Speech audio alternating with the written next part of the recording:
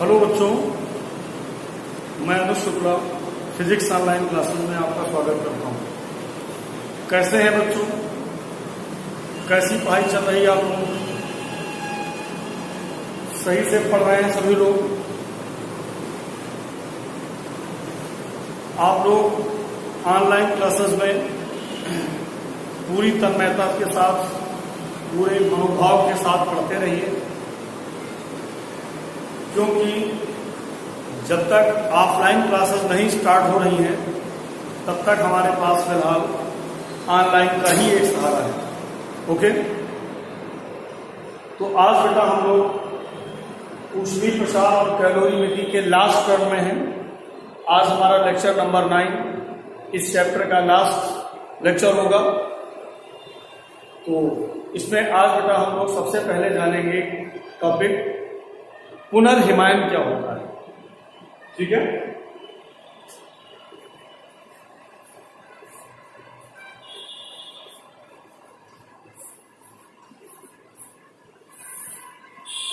पुनर्हिमायन किसे कहते हैं? पुनर्हिमायन को कहते हैं इंग्लिश में रेजुलेशन। पुनर्हिमायन की घटना क्या होती है? अगर हम बर्फ के दो टुकड़ों को लें, दो पीसेस को ले लें, इस प्रकार से ये दो टुकड़े बर्फ के ले लिए जाएंगे। ओके, और इनको इस प्रकार से परस्पर जोड़ दिया जाए और जोड़ने के बाद कुछ देर तक इनको ऐसे ही दबाए रखा जाए। इस प्रकार से जब इनको हम कुछ देर तक ऐसे दबाए रखेंगे और इसके बाद जब इनको हम छोड़ेंगे तो ये दोनों टुकड़े जुड़कर एक हो जाएंगे, यानी अब ये दो टुकड़े ना होकर के एक टुकड़ा हो जाएगा। भौतिक विज्ञान की यही घटना पुनर्हिमायन कहलाती है, रेजुलेशन कहलाती है। चलिए, तो बेटा परिभाषा क्या बनी इसकी? अगर हम बर्फ के दो टुकड़ों को लेकर परस्पर कुछ देर तक उनको दबाए रखें और फिर इसके बाद उनको अगर हम हटाते हैं तो वे दोनों टुकड़े जुड़कर एक टुकड़ा बन जाता है। यही घटना पुनर्हिमायन कहलाती है। अब ऐसा होता क्यों? क्योंकि बर्फ एक ऐसा ठोस है, बर्फ एक ऐसा ठोस है जिसके गलनांक पर दाब का क्या प्रभाव पड़ता है? अगर आप दाब बढ़ा देंगे तो इसका गलनांक कम हो जाएगा, गलनांक इसका कम हो जाएगा और उस स्थान की जो बर्फ है वो जल्दी से पिघलना शुरू कर देगी, यानी वो पानी में रूपांतरित होने लगेगी। जब आप दाब बढ़ाएंगे तब जितनी देर तक आप दाब बढ़ाते रहेंगे उतनी देर तक बर्फ पिघलती रहेगी, मेल्ट होती रहेगी और वाटर में कन्वर्ट होती रहेगी। क्लियर? आफ्टर दिस क्या होगा? इसके बाद क्या होगा? इसके बाद बेटा क्या होगा? जब ये आपने प्रेशर हटा लिया, जब आपने प्रेशर हटा लिया तो गलनांक फिर बढ़ जाएगा।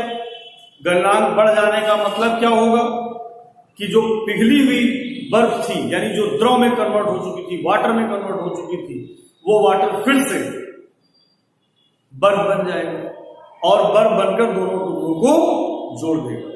समझ में आया? तो यही घटना क्या कहलाती है?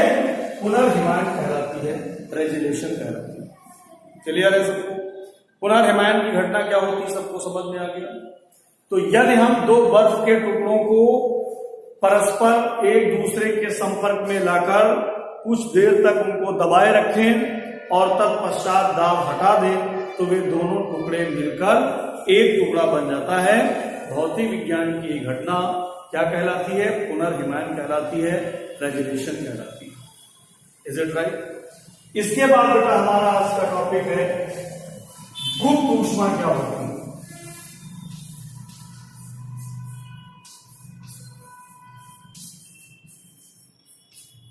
गुप्त ऊष्मा हम किसे कहते हैं? गुप्त ऊष्मा को हम लोग इंग्लिश में बोलते हैं लेटेंट हीट। क्या बोलते हैं? लेटेंट हीट, गुप्त ऊष्मा। गुप्त ऊष्मा क्या होती है? देखिए, जब हम किसी भी पदार्थ को प्रारंभ में ऊष्मा देते हैं तो वह ऊष्मा क्या करती है? उसका ताप बढ़ाती है, इंक्रीज करती है। फिर धीरे धीरे उसका ताप बढ़ते बढ़ते वह वस्तु वह अपने गलनांक पर आ जाती है, अगर ठोस है तो, और अगर द्रव है तो अपने क्वथनांक पर आ जाती है। क्लियर? यानी वेपराइजिंग कंडीशन में आ जाती है, राइट। इसके बाद जब वो अपने गलनांक पर आ जाती है या वो अपने क्वथनांक पर आ जाती है, इसके बाद जो आप ऊष्मा देते हैं, मैंने लास्ट वीडियो में आपको बताया था कि वह ऊष्मा उसका ताप नहीं बढ़ाती है, बल्कि वह उसकी अवस्था में परिवर्तन करती है। तो किसी भी पदार्थ को अवस्था परिवर्तन के लिए जो ऊष्मा दी जाती है वो क्या कहलाती है? गुप्त ऊष्मा। तो किसी भी पदार्थ को अवस्था परिवर्तन के लिए जो ऊष्मा दी जाती है वह ऊष्मा उसकी गुप्त ऊष्मा कहलाती है, लेटेंट हीट कहलाती है। समझ में आया? अब गुप्त ऊष्मा होती है दो प्रकार। एक होती है गलन की गुप्त ऊष्मा, गलन की गुप्त ऊष्मा, और दूसरी होती है वाष्पन की गुप्त ऊष्मा, राइट। तो एक होती है गलन की गुप्त ऊष्मा और दूसरी होती है वाष्पन की गुप्त ऊष्मा। अब गलन की गुप्त ऊष्मा क्या होती है और वाष्पन की गुप्त ऊष्मा क्या होती है? तो अगर किसी भी ठोस को बिना ताप बदले, किसी भी ठोस का बिना ताप बदले, क्योंकि जब अवस्था परिवर्तन होता है, जितनी देर तक अवस्था परिवर्तन होता है उतनी देर तक टेम्परेचर में कोई चेंजमेंट नहीं होता है, ताप नियत रहता है। तो किसी ठोस को बिना ताप बदले, ठीक है, अगर उसकी अवस्था परिवर्तन के लिए, अर्थात ठोस से द्रव अवस्था में बदलने के लिए जो दी गई ऊष्मा की मात्रा है वही उसकी क्या कहलाती है? गलन की गुप्त ऊष्मा कहलाती है।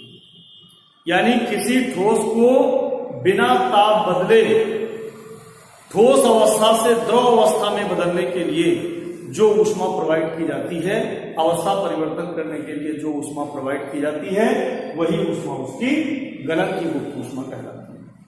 इसी प्रकार से वाष्पन की गुप्त ऊष्मा क्या होती है? वाष्पन की गुप्त ऊष्मा में किसी भी द्रव का बिना ताप बदले, यानी अगर आप जब ऊष्मा दे रहे हैं तो टेम्परेचर कांस्टेंट रहना चाहिए, तो नियत ताप पर, यानी ताप में कोई परिवर्तन ना हो, किसी भी द्रव को वाष्प में बदलने के लिए जो दी गई ऊष्मा की मात्रा है वह उसकी वाष्पन की गुप्त ऊष्मा कहलाती है। कंफर्म? बोलो भाई। अगर किसी भी पदार्थ का द्रव्यमान m हो और उसकी लेटेंट हीट यानी उसकी गुप्त ऊष्मा L हो, तो उस पदार्थ को अवस्था परिवर्तन के लिए दी गई ऊष्मा की मात्रा Q बराबर ml होती है। क्या होती है? Q बराबर ml। नोट करो बेटा।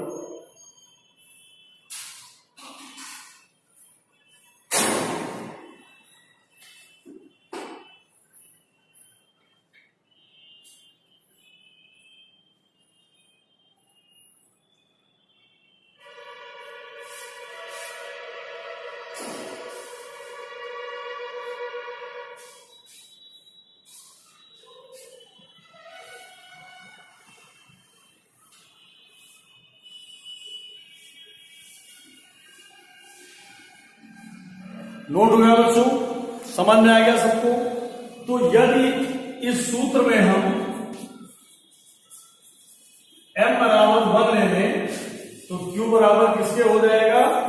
कैपिटल L, या कैपिटल L बराबर किसके हो जाएगा? Q। कंफर्म? यानी किसी ठोस के एकांक द्रव्यमान का, एकांक द्रव्यमान m को हमने कितना मान लिया? 1। किसी ठोस के एकांक द्रव्यमान को बिना ताप बदले द्रव अवस्था में बदलने के लिए दी गई ऊष्मा की मात्रा ही उसकी गलन की गुप्त ऊष्मा कह रहे हैं। और किसी द्रव का बिना ताप बदले, किसी द्रव के एकांक द्रव्यमान, m का मान 1 बोल दीजिए, एकांक द्रव्यमान का बिना ताप बदले द्रव अवस्था से वाष्प अवस्था में बदलने के लिए दी गई ऊष्मा की मात्रा उसकी वाष्पन की गुप्त ऊष्मा कहलाती है। कंफर्म है? तो गुप्त ऊष्मा बेटा कितने प्रकार की होती है? 2 प्रकार की होती है। कंफर्म है सबको? समझ में आया? तो इस प्रकार से इसका थ्योरेटिकल पार्ट हमारा यहीं पे समाप्त हो जाता है। क्लियर? अब हम लोग इस चैप्टर की कुछ न्यूमेरिकल प्रॉब्लम डिस्कस करेंगे। राइट? तो आइए हम आपको इस चैप्टर की कुछ न्यूमेरिकल प्रॉब्लम करके बताते हैं।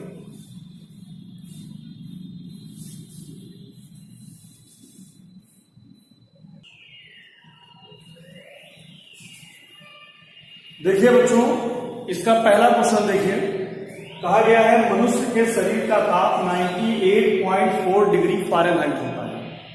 इन्होंने कहा है बताइए इसको सेल्सियस पैमाने पर इसका मान कितना होगा। ठीक, यानी हमको फ़ारेनहाइट को डिग्री सेल्सियस में चेंज करना है।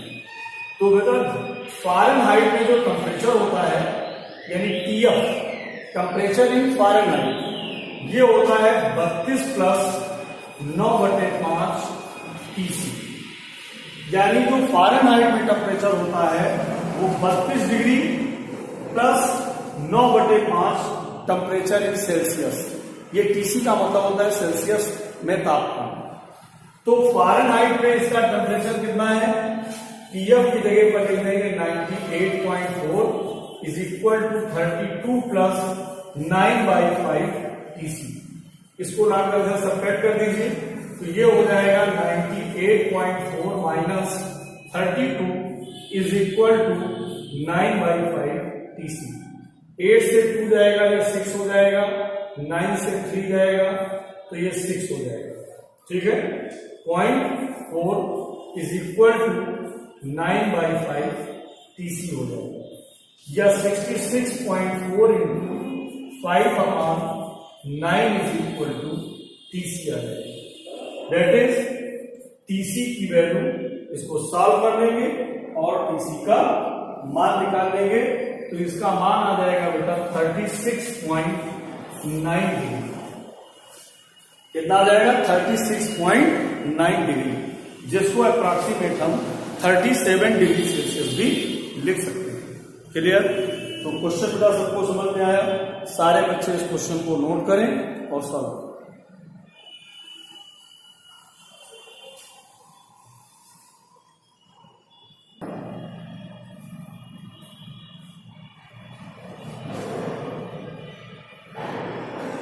तो आइए बच्चों, अब हम लोग क्वेश्चन नंबर 2 देखते हैं। क्वेश्चन नंबर 2 में कहा गया है 0 डिग्री सेल्सियस के 0.15 किलोग्राम बर्फ को किसी बर्तन में 50 डिग्री सेल्सियस के 0.3 किलोग्राम जल में मिलाया जाता है। ठीक, इन्होंने कहा मिश्रण का ताप 6.7 डिग्री सेल्सियस हो जाता है, तो बर्फ के गलन की गुप्त ऊष्मा कितनी होगी। ठीक, जबकि जल की विशिष्ट ऊष्मा 4186 जूल पर किलोग्राम दे रखा है। राइट? आइए जरा ध्यान दें, इन्होंने क्वेश्चन में कहा है कि ये कोई बर्तन है, इस बर्तन में जल भरा हुआ है और ये बेटा 50 डिग्री सेल्सियस का जल है जो इसमें भरा हुआ है और 0.3 किलोग्राम इसका द्रव्यमान। इसमें ये बर्फ है जिसको मिलाया जाता है, इसमें डाल दिया जाता है। ये 0 डिग्री सेल्सियस की बर्फ है और इसका द्रव्यमान 0.15 किलोग्राम। यानी जब 0 डिग्री सेल्सियस की बर्फ 50 डिग्री सेल्सियस के जल में डाली जाएगी तो आप जानते हैं कि ये बर्फ पिघलेगी, लेकिन बर्फ पिघलने से पहले अपने टेम्परेचर को रेज करेगी, बढ़ाएगी। यानी 0 डिग्री सेल्सियस की बर्फ पहले जल में कन्वर्ट होगी, इसके बाद फिर ये मेल्ट करेगी। कंफर्म? तो कह रहे हैं बताइए इसके गलन की गुप्त ऊष्मा क्या है?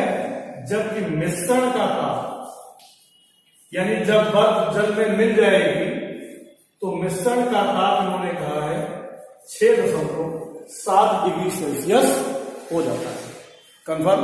ये डायग्राम बनाओ बेटा, सभी बच्चे डायग्राम बना लें।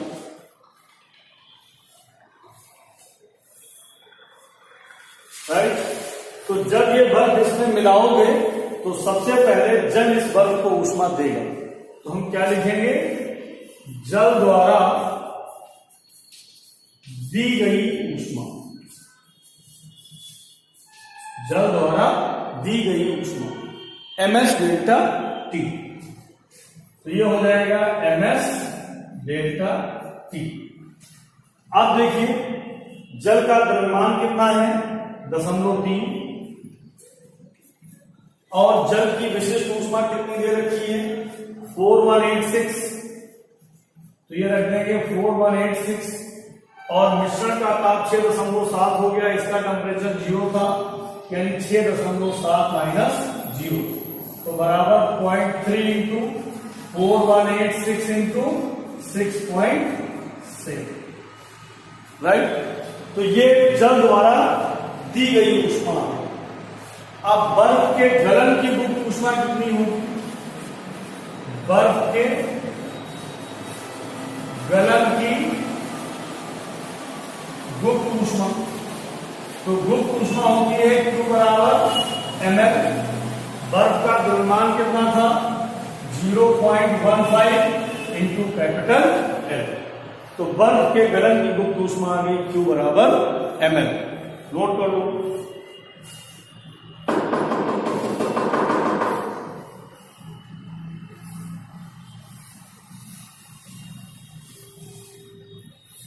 अब इसके बाद बर्फ का ताप 0 डिग्री सेल्सियस से 6.7 डिग्री सेल्सियस तक बढ़ाने में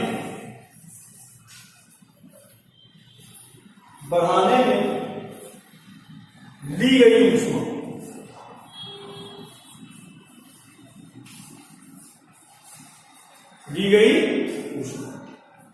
Q बराबर ms डेल्टा T।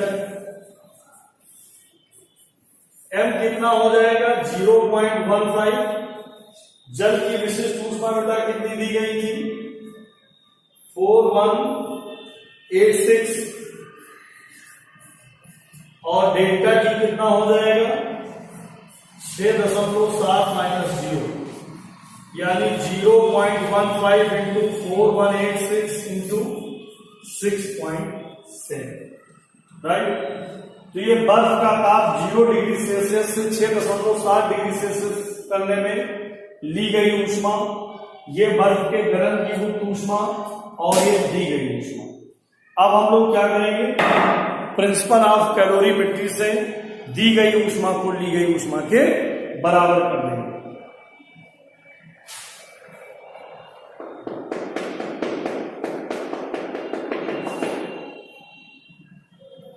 इसको पहले मल्टीप्लाई करा लीजिए। जब आप इसको मल्टीप्लाई कराएंगे तो आएगा 4206.93,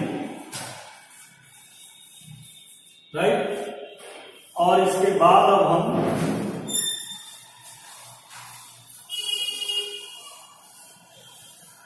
अपनी कंडीशन लगा देंगे। कैलोरीमेट्री के सिद्धांत से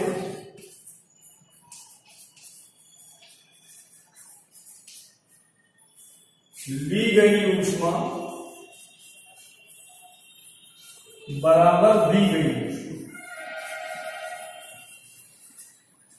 तो बेटा ली गई ऊष्मा कितनी हो गई 0.515 into capital L plus 4206.93 is equal to 0.3 into 4186 into 6.7, right. तो इससे हम लोग कैपिटल L का मान 0.15 capital L is equal to 0.3 into 4186 into 6.7 minus 4206.93 सब मल्टीप्लाई करेंगे। मल्टीप्लाई के बाद इसको सब्ट्रैक्ट करेंगे और L का मान कितना प्राप्त करेंगे 3.34 इंटू 10⁵ जूल प्रति किलोग्राम, राइट। नोट कर लीजिए सारे बच्चे, इसको नोट कर।